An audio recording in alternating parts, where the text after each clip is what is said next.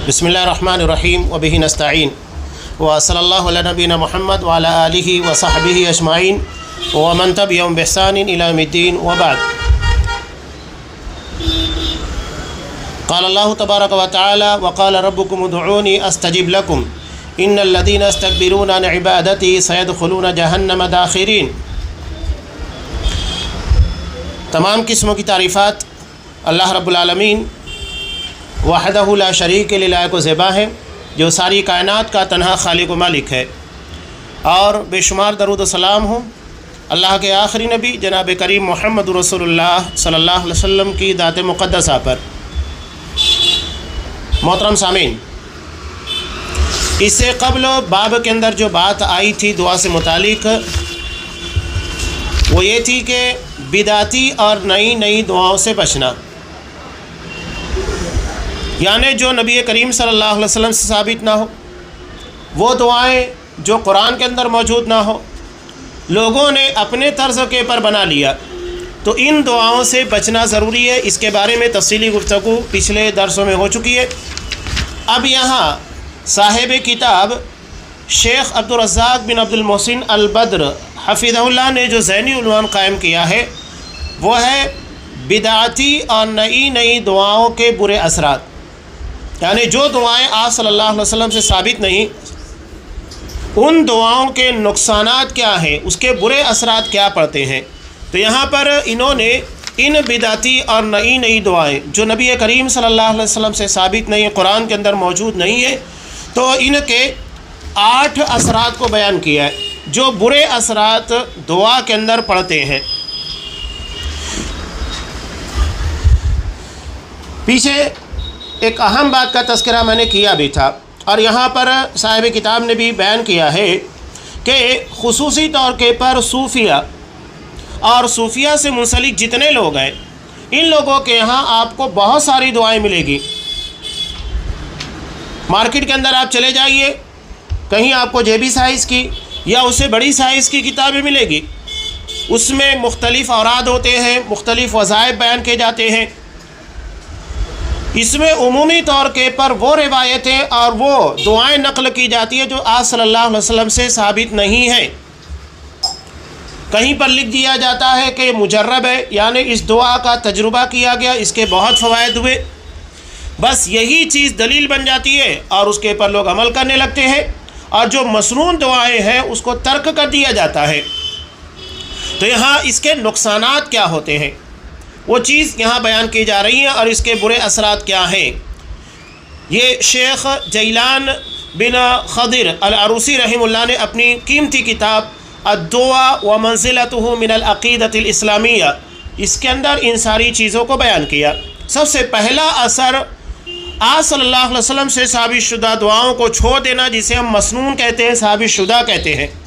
उसका पहला नुकसान ये है कि बेशक बिदाती दुआएं इबादत के मकासिद को पूरा नहीं कर पाती। इबादत का मतलब क्या है? अल्लाह की बंदगी, अल्लाह के कहे के मुताबिक चलना। तो जब वो दुआ अल्लाह ने नहीं सिखाई और रसूलुल्लाह सल्लल्लाहु अलैहि वसल्लम से साबित ही नहीं, तो इबादत का मकसद कहाँ पूरा होगा? इबादत का मकसद उसी वक्त पूरा होगा जब वो दुआ आप सल्लल्लाहु अलैहि वसल्लम से साबित हो। अगर वो मसनून नहीं है तो फिर वो दुआ इबादत नहीं बन सकती। आगे बयान करते हैं, जैसे नफ्स को रऊनत और तैश से पाक करना। दुआ के अंदर क्योंकि इंसान सरकशी, बगावत या गुनाह की तरफ कदम कब बढ़ाता है? जब उसका नफ्स उसे शरारत के पर, तैश के पर, रऊनत के पर आमादा करता है, तभी गुनाह सरजद होता है। ऐसा नहीं है कि एक इंसान बहुत मुत्तकी, बहुत पारसा हो, अल्लाह का बहुत डर हो और उस हालत के अंदर कोई गुनाह करे, नहीं।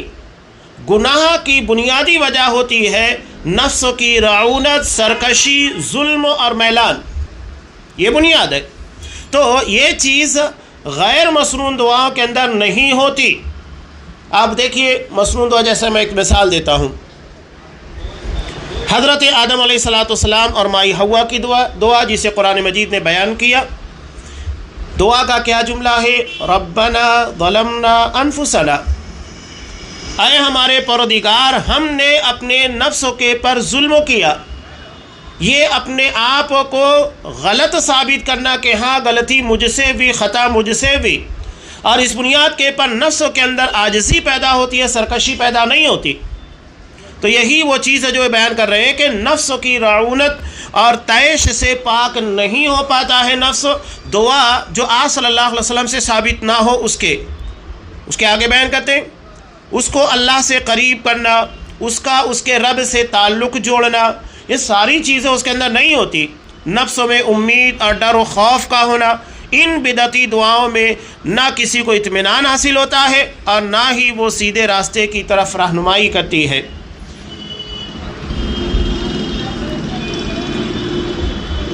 مارکیٹ کے اندر وہ چھوٹے چھوٹے کتابچے یا وہ دعائیں اور وظائف کے پر جو مشتمل ہوتے ہیں، آپ اس کے اندر ثابت شدہ جو دعائیں نقل کی جاتی ہیں اس کے ترجمے کو پڑھیے. عمومی طور پر یہ ہوتا ہے کہ ان دعاؤں کے ترجمے نہیں لکھے جاتے اور بھی بہت سارے اثرات اور نقصانات ہیں جس کا تذکرہ کر رہے ہیں. تو آپ کو کیسے معلوم ہوگا کہ اس دعا کا مطلب کیا ہے؟ ہو سکتا ہے اس کے اندر کسی کا وسیلہ لگایا ہو جو کہ ثابت شدہ نہ ہو، کسی کے صدقے طفیل کے اندر دعا مانگ لی گئی ہو، تو آپ کو کیسے پتہ لگے گا؟ جب کہ جو دعائیں قرآن میں اور حدیث میں ثابت ہے، جو مسنون ہے، اس میں یہ چیز آپ کو ملے گی ہی نہیں. تو یہ ان بدعتی دعاؤں کا پہلا اثر ہے کہ نفسوں کے اندر جو رعونت طیش ہوتا ہے وہ پاک نہیں ہو پاتا، اپنی عاجزی اور خاکساری کا ادار نہیں ہو پاتا، رب سے تعلق نہیں جڑتا ہے. جبکہ شرعی اور مسنون دعائیں دل اور نفس کی بیماریوں اور شیطانی خواہشات جیسی بیماریوں کے لیے نفع بخش دوا کا کام کرتی ہے. دعا کے اثرات ہیں. اگر آپ مسنون دعا کا ترجمہ پڑھ لیں، سمجھ لیں، تو یقینی بات ہے کہ اس کا اثر آپ کی زندگی کے اندر ہوگا. علامہ ابن قیم رحمۃ اللہ علیہ کہتے ہیں کہ میں مکہ کے اندر تھا ایک طویل مدت کے لیے. وہاں میرے پاس جیب خرچ تک نہیں تھا، کھانے کے لیے کچھ نہیں تھا. اس عالم میں مجھے بیماری لگتی تو میں سورہ فاتحہ پڑھ کر دم کر لیا کرتا، اس سے اللہ مجھے شفا دیتا. ایک لمبی مدت تک میں نے صرف سورہ فاتحہ کے ذریعے اپنا علاج کیا. یہ یقین، توکل اور اعتماد کی بات ہے. اللہ کے پر آپ یقین کیجئے، یقیناً اللہ آپ کے ساتھ ویسا ہی کرے گا جیسا آپ امید کرتے ہیں. تو یہ حضرت علامہ ابن قیم ہے، جیسا اللہ سے انہوں نے اعتماد کیا، یقین کیا، اللہ کی ذات کے پر بھروسہ کیا، اللہ نے ویسا ہی ان کے ساتھ کیا. تو یہ بہت اہم چیز ہے. تو یہ مسنون دعائیں نفس کی بیماریوں اور شیطانی خواہشات جیسی بیماریوں کے لیے نفع بخش دوا ہے. اور جس نے اس کے بدلے بدعتی دعاؤں کا اہتمام کیا، اس نے اعلیٰ اور بہتر کو کمتر اور حقیر کے ذریعے بدل دیا. یعنی جو سب سے بہتر تھی مسنون دعائیں انہیں ترک کر دیا، اور جو کمتر اور حقیر تھی یعنی آپ صلی اللہ علیہ وسلم سے ثابت نہیں تھی اس کو اختیار کیا. اب یہاں دوسرا نقصان، دوسرا اثر بدعتی دعاؤں کا جو آپ صلی اللہ علیہ وسلم سے ثابت نہیں ہے اس کا بیان کر رہے ہیں. یہ کہتے ہیں کہ بدعتی دعاؤں کی وجہ سے بندہ بڑے اور عظیم اجر و ثواب سے محروم ہو جاتا ہے. کیوں محروم ہو جاتا ہے؟ اس کی وجہ بیان کریں. جو اجر و ثواب اس شخص کو ملتا ہے جو مسنون دعا کو لازم پکڑتا ہے. مسنون دعا کا سب سے بڑا فائدہ یہ ہے کہ وہ دعائیں قرآن سے ثابت ہے، حدیث سے ثابت ہے. تو ان دعاؤں کا یقینی طور کے پر ہمیں عبادت کا ثواب ملے گا، اس لیے کہ ہم نے مسنون دعاؤں کا اہتمام کیا ہے. بندہ جتنا وقت دعا کرے گا اتنا وقت اسے عبادت میں شامل کیا جائے گا اور اس کا فائدہ اس کی زندگی کے اندر ہوگا، اس کا اثر ہوگا. لیکن اگر آپ نے غیر مسنون دعا مانگی تو آپ کو عبادت کا ثواب نہیں ملے گا، اس لیے کہ وہ ثابت ہی نہیں ہے. اور اس کی اسی طرح تطبیق دیتا ہے جس طرح وہ وارد ہوئی ہے. بے شک وہ سبقت حاصل کر لیتا ہے اور رب کے عطیات و سخاوت کے پیچھے لگا رہتا ہے. اس کے برخلاف جو بدعتی دعاؤں کے ذریعے دعا کرتا ہے وہ اپنے نفس پر اجر و ثواب سے محروم ہو جاتا ہے اور اسے اللہ کی ناراضگی و غصے کے لیے پیش کرتا ہے. اس لیے کہ جو دعا اللہ نے خود بتائی اسے چھوڑ کر آپ انسان کی بنائی ہوئی دعا کا اہتمام کریں گے تو اللہ ناراض نہیں ہوگا تو کیا ہوگا؟ آگے اور بھی بہت ساری اہم باتیں آ رہی ہیں. یہاں تیسرا اثر بیان کر رہے ہیں کہ بدعتی دعائیں قبول نہیں ہوتی. یعنی جو دعا قرآن اور حدیث سے ثابت نہیں ہے وہ اللہ کے یہاں قبول نہیں ہوگی۔ اب یہاں ایک سوال پیدا ہوتا ہے کہ ایک شخص بیمار ہے، بیمار ہونے کے بعد اسے کوئی مسنون دعا یاد نہیں ہے کہ اس کے ذریعے وہ دعا کر سکے، تو وہ کیا کرے گا؟ اس لیے کہ اس کو قرآن کی کوئی دعا یاد نہیں، اسے حدیث کی کوئی دعا یاد نہیں، تو ایسی صورت میں اس کے لیے چونکہ دعا یاد نہیں ہے تو پہلی وجہ تو یہ ہے کہ اسے دعا یاد کرنے کا اہتمام کرنا چاہیے، اس کی ذمہ داری ہے۔ کوئی بہت لمبی چوڑی اور طویل دعائیں تو ہے نہیں، ایک بیمار شخص کو کتنی آسان دعا کر سکتا ہے۔ حضرت ایوب علیہ السلام کی دعا قرآن مجید نے نقل کی ہے، اتنی مختصر دعا ہے کہ عموماً بہت سارے لوگ ایک دو مرتبہ سننے کے بعد یاد کر لے۔ انہوں نے کیا دعا مانگی؟ قرآن مجید نے سورہ انبیاء میں نقل کیا، انی مسنی الضر وانت ارحم الراحمین، کہ اے میرے پروردگار مجھے تکلیف نے گھیر لیا ہے اور تو بڑا رحم کرنے والا، سب سے زیادہ اپنے بندوں کے پر رحم فرمانے والا ہے۔ بتائیے کتنی مختصر دعا، اس میں کوئی شکوہ نہیں، کوئی شکایت نہیں، آہ و بکا نہیں، تقدیر کے بارے میں کسی قسم کی جزا فضا نہیں کہ میں ہی ملا تھا، مجھے ہی یہ تکلیف پہنچ رہی تھی، یہ بیماری میرے پر کیوں آئی۔ عموماً لوگ یہ غلطیاں کرتے ہیں کہ دعا جب بیمار ہوتے ہیں، کوئی بیماری ان کے پر آتی ہے تو کہتے ہیں کہ میں ہی ملا تھا، یہ بیماری مجھ کو ہی لگنی تھی۔ اللہ نے بیماریوں کو بھی ہمارے لیے گناہوں کی مغفرت کا ذریعہ بنایا ہے۔ اگر یہ بیماریاں، یہ پریشانیاں انسانی زندگی میں نہ ہو تو انسان فرعون بن جائے۔ تکبر کے عالم میں وہ یہاں تک پہنچ سکتا ہے کہ جب اس کی زندگی میں کوئی پریشانی نہ ہو، نہ کوئی بیماری ہو، نہ آزمائش ہو، تو وہ کیسے اپنے آپ کو خاکساری اور تواضع کی طرف لے کر جائے گا۔ یہ بیماریاں، یہ پریشانیاں، یہ آزمائشیں ہمیں جھکاتی ہیں، ہمیں نرم کرتی ہے اور ہمارے مزاج کے اندر کی سختی کو دور کرتی ہیں۔ یہ بہت بڑا فائدہ ان ساری چیزوں کا۔ اور دوسری بات یہ ہے کہ اللہ ان کے پر صبر کرنے کی وجہ سے ہمارے گناہوں کی مغفرت کرتا ہے، یہ ہمارے گناہوں کی مغفرت کا ذریعہ ہے۔ نبی کریم صلی اللہ علیہ وسلم کی مشہور روایت مسلم کی کہ اگر بندے کو کانٹا بھی چبھتا ہے، اس کے پر صبر کرتا ہے تو اللہ اس کے بدلے میں اسے اجر دیتا ہے۔ اور پھر بیماری اگر طویل ہو، بہت سارے لوگوں کو عام طور سے دیکھیے بیماریاں لگتی ہے، تسلسل ہوتا ہے اس میں، ایسا نہیں ہے کہ آپ کا سر درد کر رہا ہے یا تو آپ کو بخار ہو گیا، اس کی بنیاد کے پر آپ نے دوا کھائی، ٹھیک ہو گئے۔ کچھ بیماریاں ایسی ہیں آج کے دور میں جو تسلسل یہاں تک کہ موت تک وہ بیماری باقی ہوتی ہے، چاہے آپ بلڈ پریشر کی بات کہیے، شوگر کی بات کہیے، اور بہت ساری بیماریاں، یہ انسان کو قبر تک پہنچا دیتی ہے، وہاں تک ساتھ نہیں چھوڑتی ہے۔ اب اتنی طویل بیماریوں کے اندر صبر کرنا یہ آسان کام نہیں ہے۔ خاص طور سے آپ دیکھیے کہ جو شوگر کے پیشنٹ ہیں ان لوگوں کو کتنا احتیاط برتنا پڑتا ہے، کھانے میں، کھانے کی ٹائمنگ میں، اور اپنے آپ کو مختلف چیزوں سے بچانے میں، اس لیے کہ زخم کے لگنے کے بعد زخم جلدی بھرتا نہیں ہے، اور پھر شوگر کے بڑھنے کے بعد ان کی کیفیت، ان کی تکلیفیں بڑھ جاتی ہیں۔ تو اللہ کی طرف سے یہ ایک آزمائش ہے، صبر کرنے کی وجہ سے اللہ اس کا بدلہ زیادہ دے گا۔ تو ایسے موقع کے پر دعا کیا کرنا چاہیے؟ جو ثابت شدہ ہوں۔ تو میں یہ کہہ رہا تھا کہ آپ صلی اللہ علیہ وسلم سے ثابت شدہ دعا اگر کسی کو یاد نہیں ہے، کسی پریشانی، مصیبت اور تکلیف کی، تو ٹھیک ہے، ایسی صورت میں قرآن مجید کہتا ہے لا یکلف اللہ نفسا الا وسعها، اللہ ہر کسی کو اس کی طاقت کے موافق ہی تکلیف دیتا ہے، ذمہ داری دیتا ہے۔ تو چونکہ اسے دعا یاد نہیں ہے تو اپنی زبان کے اندر دعا کر سکتا ہے، اس میں کوئی قباحت نہیں، لیکن افضل اور بہتر یہی ہے کہ وہ مسنون دعاؤں کو یاد کرے اور انہی کے ذریعے اللہ سے دعا مانگے۔ یہاں تیسرا برا اثر بدعتی اور نئی دعاؤں کا بیان کر رہے ہیں کہ بدعتی دعائیں قبول نہیں ہوتی، یعنی جو دعائیں نبی کریم صلی اللہ علیہ وسلم سے ثابت نہیں، غیر مسنون دعا ہے، اس کے بارے میں بیان کیا جا رہا ہے کہ وہ دعا قبول نہیں ہوتی۔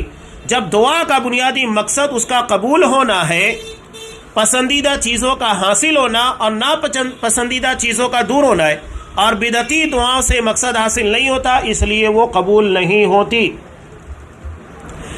یہاں عام طور سے دیکھیے جو جھاڑ پھونک کا کام کرنے والے ہیں، راقی، ख़ास طور سے جو بدعتی لوگ ہیں، اگر آپ بتائیں گے کہ ہمارے کاروبار میں ترقی نہیں ہو رہی ہے، یا جسمانی اعتبار سے کوئی تکلیف لاحق ہو گئی ہے، کوئی پریشانی ہے دور نہیں ہو رہی ہے، یا کسی شریر جن کی بنیاد کے پر کچھ اثرات پڑ گئے ہیں، تو ایسی صورت میں جب آپ جائیں گے تو پھر یہ لوگ کیا کرتے ہیں، ایسی دعائیں اور ایسے اوراد آپ کو بتاتے ہیں جو آپ کو قرآن حدیث کے اندر نہیں ملیں گے۔ عمومی طور پر یہ ہوتا ہے، یا تو پھر وہ کچھ ایسی چیزیں جو قرآن و حدیث کے اندر ہے اس میں دیگر دعاؤں کو شامل کرتے ہیں جو کہ آپ صلی اللہ علیہ وسلم سے ثابت نہیں ہے، اس کو ملا کر لوگوں کے سامنے پیش کرتے ہیں، تو یہ بھی بڑا دھوکہ ہے۔ تو جب یہ دعائیں ثابت ہی نہیں ہیں تو پھر اللہ کے یہاں پر قبول کیسے ہوگی؟ جیسا کہ بدعتی نماز یا تو کوئی بھی عبادت جو اللہ کے رسول ثابت نہیں تو اللہ کے یہاں قبول ہونے والی کہاں؟ وہی چیز یہاں بیان کر رہے ہیں کہ یہ دعائیں اللہ کے یہاں پر بدعتی ہونے کی وجہ سے، غیر مسنون ہونے کی بنیاد کے پر رد کر دی جاتی ہے، قبول نہیں ہوتی ہے، اس لیے کہ اللہ کے رسول کا حکم بھی ہے، من عمل عملا لیس علیہ امرنا فہو رد، جس نے کوئی بھی ایسا کام کیا جس پر ہمارا حکم نہیں وہ مردود ہے۔ اور دعا عبادت ہے، عبادت توقیفی ہوتی ہے، جیسے جس انداز میں جتنا بتایا گیا ہے، جب بتایا گیا ویسے ہی کرنا ہے۔ ہم دعا کو اپنی مرضی اور اپنے اختیار سے جب چاہے، جیسے چاہے، جن الفاظ کے ساتھ چاہے نہیں کر سکتے۔ یہاں چوتھا سبب بیان کر رہے ہیں کہ بدعتی اور نئی نئی دعاؤں کا برا اثر جو ہوتا ہے، یہ چوتھا برا اثر ہے۔ یہ بیان کر رہے ہیں کہ بدعتی دعائیں حرام اور غیر شرعی امور پر مشتمل ہوتی ہے۔ اب یہ دعائیں جس میں غیر شرعی وسیلہ استعمال کیا جاتا ہے، یا بہت سارے ایسے الفاظ ہیں جو کہ شرکیہ ہوتے ہیں، آپ کو پتہ بھی نہیں ہے، اور اس کے اندر اس کو شامل کر لیا گیا ہے، یہ بھی انسانوں کی بنائی بھی دعا کے اندر ہوتا ہے۔ یہ کہہ رہے ہیں کہ اس میں حرام اور شرکیہ وسائل ہوتے ہیں، اور بدعت شرک اور گمراہی کی طرف لے جاتی ہے، جیسے بدعتی وسیلے کے ذریعے غیر اللہ سے مدد مانگنا، اور اس سے دعا کرنے کا دروازہ کھل جاتا ہے، اور کبھی کبھی دعا میں حد سے تجاوز کر کے اللہ رب العزت کو برے آداب سے پکارا جاتا ہے، اور کبھی کبھی دعا میں حرام امور دوسری بدعت کی طرف لے جاتے ہیں، جیسے ان دعاؤں کے لیے ایک مخصوص وقت، مخصوص مکان اور صفات کو متعین کر کے ایک خاص ترنم کے ذریعے آواز کو بلند کر کے فصیح و بلیغ شاعری، خراب عبارات جو سننے میں قبیح معلوم ہوتی ہے اور فطرت سلیمہ اسے ناپسند کرتی ہے، اس طرح کی دعا کی جاتی ہے، اور یہ سب چیزیں کرنا دعا میں حرام ہے۔ یہ جو چیزیں تفصیل کے ساتھ انہوں نے بیان کی ہے، ہم پہلی چیز لیتے ہیں جو اس کے اندر بیان کیا گیا کہ حرام اور شرکیہ وسائل ہوتے ہیں۔ وسیلہ ایک مشہور دعا ہے جو کہ حقیقت میں روافض اور شیعوں کے یہاں پر ہے کہ نادی علی مظہر العجائب تجد عون لک فی النوائب، کہ تم حضرت علی رضی اللہ تعالیٰ عنہ کو مصیبتوں میں، پریشانیوں میں پکارو، ہر پریشانی اور مصیبت میں تم انہیں مدد کرتا ہوا، دستگیری کرتا ہوا پاؤ گے۔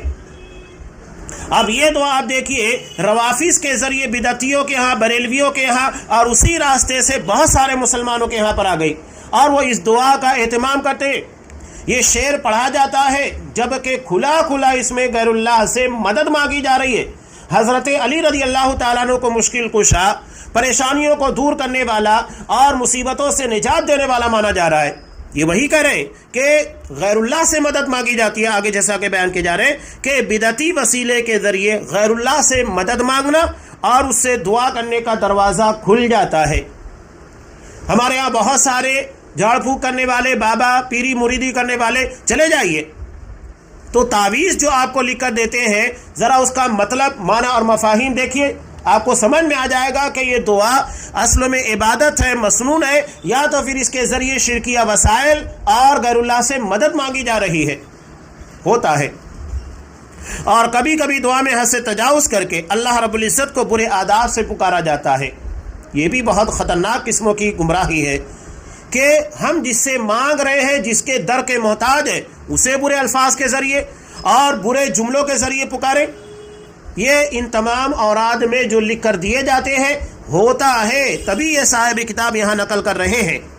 اور کبھی کبھی دعا میں حرام امور دوسری بدعت کی طرف لے کر چلے جاتے ہیں، جیسے ان دعاؤں کے لیے ایک مخصوص وقت بتا دیا جاتا ہے کہ اس دعا کو فلاں وقت کرنا، مخصوص مکان کہہ دیا جاتا ہے کہ کسی خاص جگہ کے پر بند روم کے اندر یا اپنے کمرے کے اندر چراغ کو بجھا کر، بتیوں کو بجھا کر اس کے بعد یہ دعا کرنا، صفات متعین کر دی جاتی ہے، اور ایک خاص تنرم کے ذریعے آواز بلند کر کے فصیح و بلیغ شاعری، خراب عبارات جو سننے میں بری معلوم ہوتی ہے اس کے ذریعے دعا مانگی جاتی ہے، عبادات کی جا رہی ہے۔ آپ دیکھیے کہ صوفیوں کے ہاں خاص طور سے چیز ہے، اور صوفیہ کے راستے بریلیوں کے ہاں اور اس کے ذریعے عام مسلمین کے ہاں پر بھی یہ چیزیں ہیں۔ یہ لوگ کسی مخصوص کمرے میں بند ہوں گے، بند ہونے کے بعد کچھ مخصوص اوراد ہوتے ہیں، یا اللہ کے کوئی نام اللہ اللہ بار بار وہی پکارا جاتا ہے، عجیب و غریب کیفیت میں ایک آدمی کہتا ہے سارے اس کے پیچھے وہی کر رہے ہیں، لائٹ بند کر دیے جاتے ہیں، اندھیرا کر دیا جاتا ہے، اور اس کے بعد دعائیں مانگی جاتی ہے جو کہ ثابت ہی نہیں۔ یہ عبادت کے نام کے پر، دعا کے نام کے پر لوگوں کو گمراہ کرنا ہے، بہت سنگین گمراہی ہے جو یہاں لا کر صاحب کتاب بیان کر رہے ہیں۔ پانچواں برا اثر بیان کرتے ہیں کہ بے شک جو شخص بدعتی دعاؤں کا اہتمام کرتا ہے اور اس کو اپنی عادت بنا لیتا ہے تو بہت کم شرعی اور مسنون دعاؤں کی طرف لوٹتا ہے۔ زیادہ دور جانے کی بات کیا ہے؟ ایک عام مثال ہمارے یہاں پر نبی کریم صلی اللہ علیہ وسلم نے نماز کا سلام پھیرنے کے بعد، فرض نماز، جو مسنون اوراد اور اذکار بتائے ہیں جو آپ صلی اللہ علیہ وسلم سے ثابت شدہ ہیں، نماز کے پڑھنے کے بعد ہر کسی کو نماز پڑھنے کے بعد اسی جگہ پر جہاں اس نے نماز پڑھی ہے ان کو پڑھنا چاہیے۔ آپ صلی اللہ علیہ وسلم کی سنت ہے، صحابہ کو آپ نے تعلیم دی ہے، کون اس کا اہتمام کرتا ہے؟ افسوس کی بات یہ ہے کہ ہمارے اپنے لوگ نہیں کرتے صحیح طور پر، جبکہ مساجد میں اس کے فریم لگا دیے گئے تاکہ آسانی سے یاد نہیں ہے تو دیکھ کر آپ پڑھ لو، اور بہت سارے نہیں ہے کہ آپ کو پڑھنے میں بہت وقت لگے، 2 سے 3 منٹ کا وقفہ ہوتا ہے، آپ آسانی کے ساتھ اس کو پڑھ سکتے ہیں۔ چھوٹی چھوٹی دعائیں لیکن بہت جامع اور شاندار بہترین دعائیں ہیں، لوگ اس کا اہتمام نہیں کرتے۔ ہوتا کیا ہے، امام صاحب نے سلام پھیرا، سلام پھیرنے کے بعد اس نے ہاتھ اٹھا دیا، سارے مصلی اسی کے پیچھے ہاتھ اٹھاتے ہیں۔ اب یہ دعا جو ثابت نہیں ہے اس کا اہتمام زیادہ کیا جاتا ہے، اور جو ثابت ہے اس کو تو مانگا ہی نہیں جاتا، بلکہ بہت سارے لوگوں کو یاد ہی نہیں ہوگی کہ اللہم لا مانع لما اعطیت، اور اس کے علاوہ آپ صلی اللہ علیہ وسلم نے جو دعائیں سکھائی نہیں یاد ہے، جب کہ وہ ثابت شدہ ہیں۔ وہی بات یہاں بیان کر رہے کہ جو شخص بدعتی دعاؤں کا اہتمام کرتا ہے، اس کو اپنی عادت بنا لیتا ہے، تو بہت کم شرعی اور مسنون دعا کی طرف لوٹتا ہے، یعنی اس کا اہتمام کرتا ہے۔ آپ بدعتیوں کے یہاں چلے جائیے، بہت ہی کم تعداد میں ایسے لوگ ملیں گے کہ ہو سکتا ہے کہ کسی کو سلام کے پھیرنے کے بعد کی دعائیں یاد ہو، ورنہ یاد نہیں ہے۔ اور جو چیز نہیں ہے، غیر مسنون ہے، آپ صلی اللہ علیہ وسلم سے ثابت نہیں ہے، اس کا اہتمام خاص طور سے کیا جاتا ہے۔ مگر جب اللہ اسے توفیق اور ہدایت دے، اس لیے کہ دل جب بدعتی کاموں میں مشغول ہو جاتا ہے تو سنت پر عمل کرنے سے دور ہو جاتا ہے۔ جب بدعت کی طرف، علامہ ابن تیمیہ رحمۃ اللہ علیہ نے اس کی جو مثال دی کہ ایک شخص جو بھوکا ہوتا ہے، شدید بھوک لگی بھی ہو، اگر آپ اس کے سامنے خراب کھانا پیش کر دیں وہ کھا لے گا، اور جب اس سے اپنا پیٹ بھر جائے گا تو آپ اس کے سامنے سے اچھا کھانا پیش کریں، وہ نہیں کھائے گا۔ کیوں نہیں کھائے گا؟ اس لیے کہ سڑے کھانے کے ذریعے، خراب کھانوں سے اس نے اپنا پیٹ بھر لیا ہے، اب وہ اچھا کھانا نہیں کھائے گا، سڑی چیزیں اس کے پیٹ کے اندر اپنی جگہ بنا چکی ہیں۔ یہی معاملہ غیر مسنون بدعتی دعائیں اور بدعتی اعمال کا ہے کہ جب ان چیزوں کے پر لوگ عمل کرنے لگ جاتے ہیں تو پھر سنت کی توفیق نہیں ملتی، سنت کے اندر جو لذت اللہ نے رکھی ہے اس سے محروم ہو جاتے ہیں، ناآشنا ہوتے ہیں۔ یہ شب برات، شب معراج اور بہت ساری بدعتی راتیں اور اس کی عبادتیں نہیں ثابت ہیں۔ یہ ان کے اپنے علماء بھی کہتے ہیں، اللہ نے جن کو توفیق دی ہے اس کے بعد بھی لوگ اس پر عمل کرتے ہیں۔ اور جس کے بارے میں مکمل سورہ اللہ نے نازل کی، سورہ قدر، اور اس رات کی عبادت کو 1000 سال کی عبادت سے بہتر قرار دیا، اس میں آپ دیکھیے نہیں شوق رہتا ہے۔ کیا شب قدر کے اندر ہم آج جو شب برات یا شب معراج میں اہتمام دیکھتے ہیں، کیا شب قدر کے اندر یہ اہتمام ہم کو نظر آتا ہے؟ نہیں نظر آتا ہے۔ وہی چیز ہے جو یہاں بیان کر رہے ہیں کہ ان بدعتی دعاؤں کو یا بدعتی اعمال کو انجام دینے والا مسنون عمل سے محروم ہو جاتا ہے، اس کی توفیق اسے نہیں ملتی ہے۔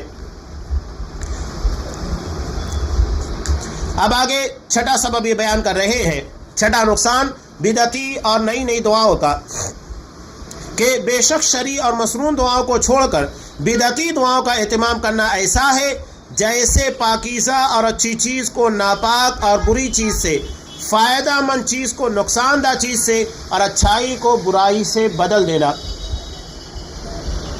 اب جیسے میں نے ایک مثال دی، حضرت ایوب علیہ السلام کی قرآن مجید میں ان کی دعا نقل ہے کہ بیمار ہوئے تو انہوں نے دعا مانگی، انی مسنی الضر وانت ارحم الراحمین۔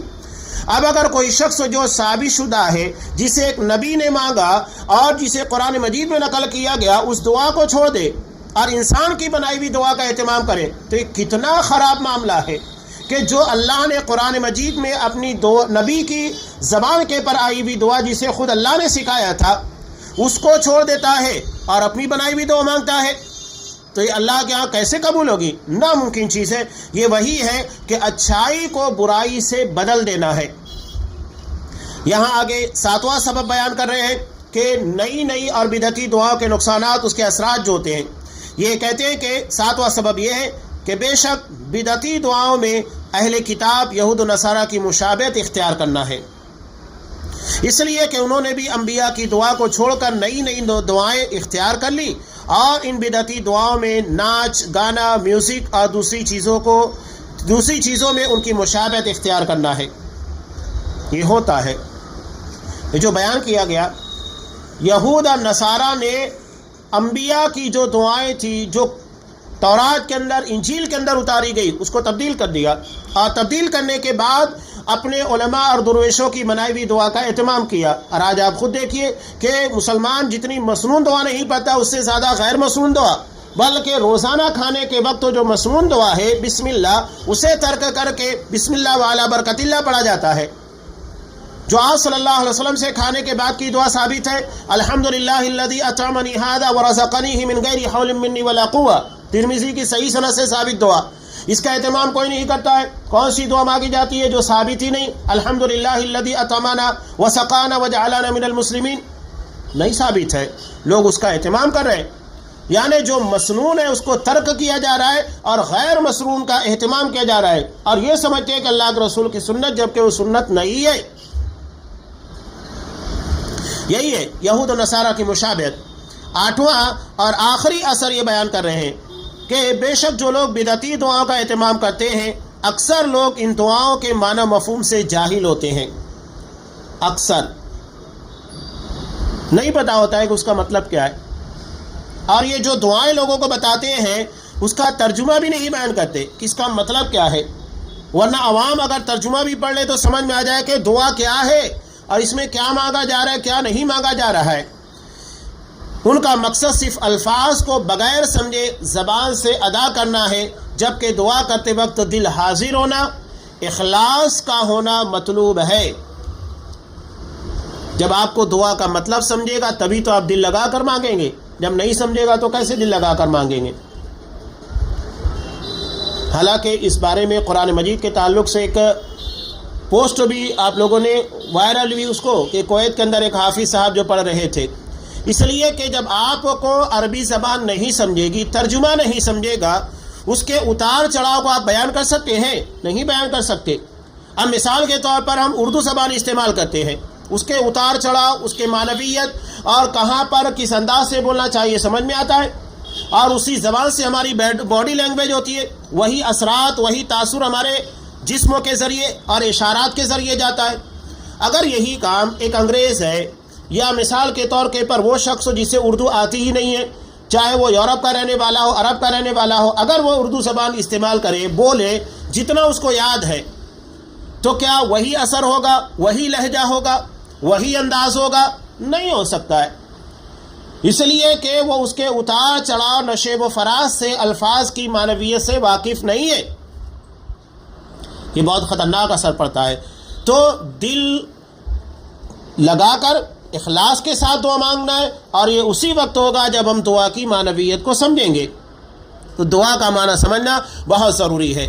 اب یہاں اس ذیلی عنوان کو ختم کر کے صاحب کتاب نے آگے جو عنوان قائم کیا ہے وہ ہے جامع کلمات اور معصور دعائیں۔ جامع کا مطلب یہ ہوتا ہے کہ جس میں الفاظ کم ہو، جملے مختصر ہو، کم ہو، اور اس کا معنی بہت زیادہ ہو۔ مثال کے طور پر جیسا کہ آگے بہت ساری چیزیں آئے گی، ربنا آتنا فی الدنیا حسنہ وفی الآخرۃ حسنہ وقنا عذاب النار، یہ سب سے جامع دعا ہے۔ ہم اللہ سے کیا دعا مانگتے ہیں؟ ربنا آتنا فی الدنیا حسنہ، اے ہمارے رب تو دنیا میں ہمیں حسنہ یعنی اچھائیاں بھلائیاں عطا کر۔ اب جتنی بھلائیاں جتنی اچھائیاں ہماری زندگی کے لیے ضروری ہے وہ سب کے سب دنیا کے اندر جو ہونی چاہیے مانگ لی گئی۔ اب ایک ایک چیز آپ کو گنانا نہیں ہے کہ مجھے مال میں برکت دے، مجھے اولاد کے اندر برکت دے، مجھے پریشانیوں سے دور رکھ، میرے پر آنے والی مصیبتوں کو ٹال دے۔ سب چیزیں اس ایک دعا کے جملے کے اندر شامل ہو جاتی ہے۔ دنیا کی ساری بھلائیاں مانگی گئی، اور آخرت کی ساری بھلائیاں، اور جہنم کے عذاب سے بچنا۔ جس کی زندگی کے اندر یہ ہو اس کی دنیا اور آخرت سب کامیاب ہو جائے گی، وہ کہیں ناکام نہیں ہوگا۔ یہی جامع دعاؤں کی برکت ہوتی ہے۔ تو یہ جامع دعا، جامع کلمات اور معصور دعائیں، انہی ذریعے سے دعا مانگنا چاہیے۔ جوامع الکلم، اس کے بارے میں کہتے ہیں کہ جوامع الکلم سے مراد جس کے الفاظ کم ہو لیکن وہ عظیم معنی اور مفاہیم پر دلالت کرتا ہو، جیسا کہ میں نے ایک مثال دی ربنا آتنا فی الدنیا حسنہ کے ذریعے۔ یہ ایک لائن کی مختصر سی دعا ہے، لیکن یہ دنیا اور آخرت کی ساری بھلائیوں کو سمیٹے ہوئے ہے۔ یہی ہے جوامع الکلم، یعنی جس میں الفاظ کم ہو، جملے کم ہو، اور معنی بہت وسیع ہو، ساری چیزیں اس کے اندر شامل ہو جائے۔ اب یہاں ایک حدیث پیش کر رہے ہیں۔ حضرت عائشہ صدیقہ رضی اللہ تعالیٰ عنہ کہتی ہیں کہ رسول اللہ صلی اللہ علیہ وسلم یستحب الجوامع من الدعاء، آپ جامع دعائیں پسند کرتے تھے، وَيَدَعُ مَا سِوَى ذَلِكَ، اور جامع دعاؤں کے علاوہ جو دعائیں ہوتی تھی اس کو ترک کرتے، چھوڑ دیتے۔ ایسا نہیں کہ خوب لمبی چوڑی چوڑی بہت ساری دعائیں مانگے، نہیں، آپ صلی اللہ علیہ وسلم جامع مختصر دعائیں مانگتے اور اس کے علاوہ دعاؤں کو ترک کرتے۔ اب یہ کہتی ہے کہ نبی کریم صلی اللہ علیہ وسلم نے حضرت عائشہ کو کہا کہ عائشہ علیک بجامع الدعاء، کہ تم جامع دعاؤں کا اہتمام کیا کرو، یعنی جو چھوٹی ہو، مختصر ہو، اور بہت سارا معنی اور مفہوم اس کے اندر سمٹا ہوا ہو۔ تو اس کے بعد آپ صلی اللہ علیہ وسلم نے کہا کہ تم یہ دعا مانگو، یہ دعا پیچھے کئی مرتبہ گزر چکی ہے اور بہت جامع دعا ہے، اس لیے بار بار آگے بھی کئی مقامات کے پر یہ دعا آئے گی۔ یہ دعا کیا ہے جو آپ صلی اللہ علیہ وسلم نے سکھائی؟ اللہم انی اسألک من الخیر کلہ عاجلہ و آجلہ، اے اللہ میں تجھ سے خیر کا، بھلائی کا مطالبہ کرتا ہوں، تمام بھلائیاں جو ہیں چاہے وہ جلد ملنے والی ہو یا بعد میں، وہ ساری بھلائیاں مجھے عطا کر۔ یہ جامع دعا کا ایک حصہ ہے۔ اس کے بعد ہے ما علمت منہ وما لم اعلم، جسے میں جانتا ہوں اور جسے نہیں جانتا۔ ہو سکتا ہے کہ جو بھلائی ہم طلب کر رہے ہیں وہ ہو، لیکن اس کے علاوہ کہیں زیادہ بہتر ایسی بھلائیاں جو ہمیں معلوم ہی نہ ہو، لیکن وہ اللہ کے علموں میں ہے۔ تو دعا میں کیا کہا جا رہا ہے؟ جسے میں نہیں جانتا، میں جسے جانتا ہوں اور جسے نہیں جانتا سب مجھے عطا کر دے۔ یہ تو اچھائیاں طلب کر لی گئی۔ اس کے بعد ہے وَأَعُوذُ بِكَ مِنَ الشَّرِّ كُلِّهِ عَاجِلِهِ وَآجِلِهِ، اور میں تجھ سے تمام برائیوں کے بارے میں پناہ طلب کرتا ہوں، چاہے وہ جلدی میرے پر آنے والی ہو یا بعد میں آنے والی ہو۔ پہلے تمام بھلائیاں مانگ لی گئیں، اب اس کے بعد تمام برائیوں سے پناہ طلب کی جا رہی ہے کہ ما علمت منہ وما لم اعلم، جس برائی کو میں جانتا ہوں اور جس کو میں نہیں جانتا وہ تمام برائیاں مجھ سے دور کر دے۔ اللہم انی اسألک من خیر ما سألک عبدک و نبیک، کہ اللہ میں تجھ سے وہ تمام اچھائیاں مانگتا ہوں، ان تمام اچھائیوں کا سوال کرتا ہوں جو تیرے بندے اور تیرے نبی محمد رسول اللہ صلی اللہ علیہ وسلم نے تجھ سے مانگا۔ کتنا جامع حصہ ہے دعا کا۔ اللہ کے رسول صلی اللہ علیہ وسلم نے تمام اچھائیاں، تمام بھلائیاں اللہ سے مانگ لی ہیں۔ تو کہا جا رہا ہے کہ اللہ کے رسول نے جو دعا مانگی، جو اچھائیاں تجھ سے طلب کی ہیں، وہ تمام اچھائیاں اور بھلائیاں میں تجھ سے مانگتا ہوں، وہ مجھے عطا کر دے۔ वअऊज़ु बिका मिन शर्रि मा आज़ा बिही अब्दुका व नबियुक, और उन तमाम बुराइयों से पनाह तलब करता हूँ जो तेरे बंदे और तेरे नबी ने तुझसे पनाह तलब की है। जिन बुराइयों से, वो तमाम बुराइयों से मैं भी पनाह तलब करता हूँ।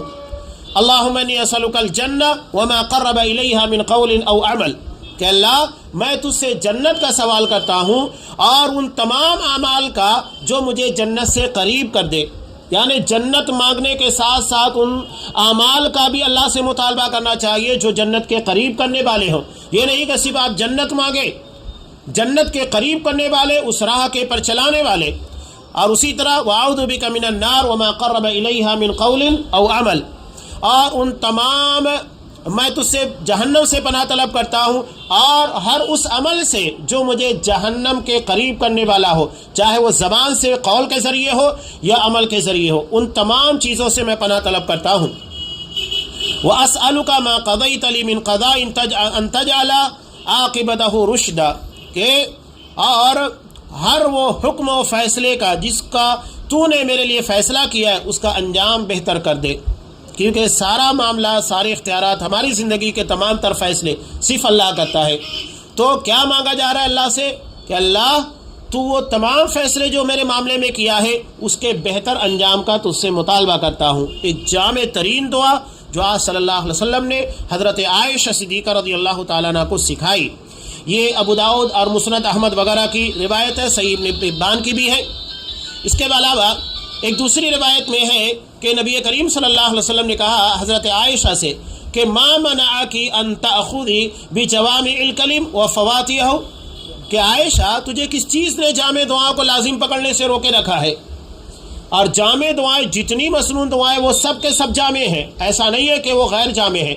तमाम दुआएं जो आज सल्लल्लाहु अलैहि वसल्लम ने बताई है वो जामे तरीन दुआएं हैं, चाहे वो बीमारी से मुतालिक हो, मुश्किलात को दूर करने के लिए, भलाइयों को तलब करने के लिए, जन्नत के मांगने के लिए, जहन्नम से पनाह तलब करने के लिए, अच्छे अमाल के लिए, बुरे अमाल से बचने के लिए, सब जामे दुआएं हैं। आगे एक रिवायत नकल कर रहे हैं हज़रत अब्दुल्ला इब्न मसूद रज़ियल्लाहु ताला अन्हु से कि नबी करीम सल्लल्लाहु अलैहि वसल्लम ने कहते हैं कि इन्ना रसूलुल्लाह सल्लल्लाहु अलैहि वसल्लम उल्लिमा फ़वातिहल खैरि व जवामिअ, कि अल्लाह के रसूल सल्लल्लाहु अलैहि वसल्लम को खैर के जामे कलमा सिखाए गए और खा वो अखीर के हों, हर चीज़ आप सल्लल्लाहु अलैहि वसल्लम को जामे अंदाज में अता की गई। या ये फरमाया कि शुरू के या खैर के इब्तिदाई और जामे कलमात सब आप सल्लल्लाहु अलैहि वसल्लम को सिखाए गए। और इस माना की बहुत सारी रिवायतें आप सल्लल्लाहु अलैहि वसल्लम से साबित भी है। हज़रत अबू हुरैरा रज़ियल्लाहु ताला अन्हु से मरवी है कि रसूलुल्लाह सल्लल्लाहु अलैहि वसल्लम ने इरशाद फरमाया बुइस्तु बिजवामिइल कलिम, कि अल्लाह ने मुझे जवामिउल कलिम यानी जिसमें अल्फाज कम हो, जुमले मुख्तसर हो, ऐसे कलमात के ज़रिए अल्लाह ने मुझे मबूस किया है, भेजा है। और इसी तरह मोहम्मद बिन शिहाब अज़्ज़ुहरी रहमतुल्लाह बयान करते हैं कि मुझ तक ये बात पहुँची है कि जवामिउल कलीम से मुराद ये है कि बहुत से उमूर जो नबी करीम सल्लल्लाहु अलैहि वसल्लम से पहले किताबों में लिखे हुए थे उनको अल्लाह ताला ने एक या दो उमूर या इस जैसे में जमा कर दिया। यानी जो बड़े बड़े मज़ामीन थे, बड़ी बड़ी बातें थीं, वो हमारी अपनी शरीयत, हमारे दीन के अंदर एक या दो जुमलों में या चंद जुमलों के अंदर लाकर जमा कर दिया गया है। ये शरीयत के अहकामात भी जामे हैं, दुआएं भी जामे। अभी ये सिलसिला जारी है और इस जुमलों की बहुत सारी बातें और भी हैं जवामिउल कलीम से मुतालिक, जो इंशाअल्लाह आइंदा दर्स में तफसील के साथ बयान की जाएगी। अल्लाह तबारक व तआला से दुआ है कि वो हमें मसनून जो कि जामे और फसाहत व बलागत से और हमारी तमाम मुरादों से भरी हुई दुआएं होती हैं, हमें उनका एहतमाम करने की तौफीक दे। हमारी दुआओं के अंदर असर पैदा करे, दिल लगा कर इखलास के साथ दुआ की तौफीक दे, कसरत के साथ दुआओं को मांगने की तौफीक नाज़ फरमाए। और जो दुआएं हम अल्लाह तबारक व तआला से मांग रहे हैं, परवरदिगार हमारी तमाम दुआओं को शर्फ़ कबूलियत बख्शे और उसकी बरकत से दुनिया और आखिरत की तमाम भलाइयाँ हमें अता फरमाए। आमीन व आखिर दावाना अनिल हम्दुलिल्लाहि रब्बिल आलमीन।